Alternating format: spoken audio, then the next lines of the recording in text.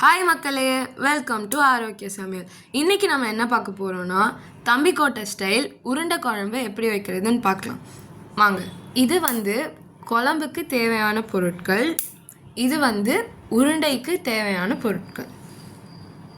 முதல்ல ஒரு மிக்சி ஜாரில் ஊற வச்ச துவரம்பருப்பு, தேங்காய், சோம்பு மூணுத்தையும் சேர்த்து நல்லா அரைச்சதில் கருவேப்பிலையும் பிசைஞ்சு வச்ச சின்ன வெங்காயத்தையும் தேவையான அளவு உப்பையும் சேர்த்து நல்லா பிசைஞ்சு அதை உருண்டை பிடிச்சு ஒரு ஓரமாக வச்சுக்கோங்க.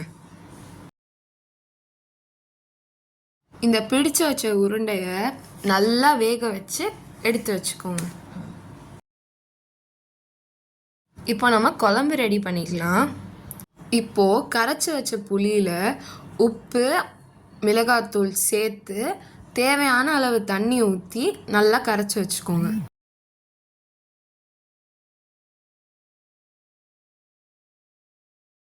ஒரு கடாயில் எண்ணெய் ஊற்றி எண்ணெய் சூடானோடனே அதில் கறிவடகத்தை போட்டு தாளிச்சுக்கணும்.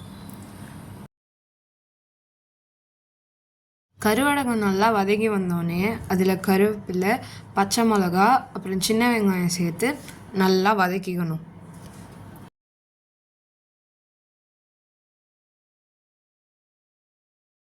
வெங்காயம் வதங்கினோடனே அதில் தக்காளி சேர்த்து வதக்கணும். எல்லாம் நல்லா வதங்கி வந்தோடனே அதில் நம்ம கரைச்சி வச்ச குழம்பு அப்புறம் முருங்கைக்காய் ரெண்டுத்தையும் சேர்த்து நல்லா கொதிக்க விடணும். குழம்பு கொதிக்கிற வரைக்கும் மூடி வச்சுட்டு நல்லா கொதி வந்தோடனே நம்ம வேக வச்சு எடுத்து வச்சுருந்த உருண்டையை குழம்புல ஒன்றா சேர்த்துக்கோங்க. உருண்டையை சேர்த்துட்டு குழம்பு நல்லா கொதி வந்தோடனே நம்ம அரைச்சி வச்சுருந்த தேங்காவை இதில் சேர்த்துக்கலாம். குழம்பு கொதி வந்தோடனே அடுப்பை ஆஃப் பண்ணிக்கோங்க.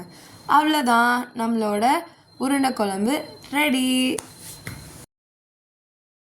இன்னொரு ரெசிபியோட உங்களை அடுத்த வீடியோவில் சந்திக்கிறேன். டாட்டா, பாய் பாய்.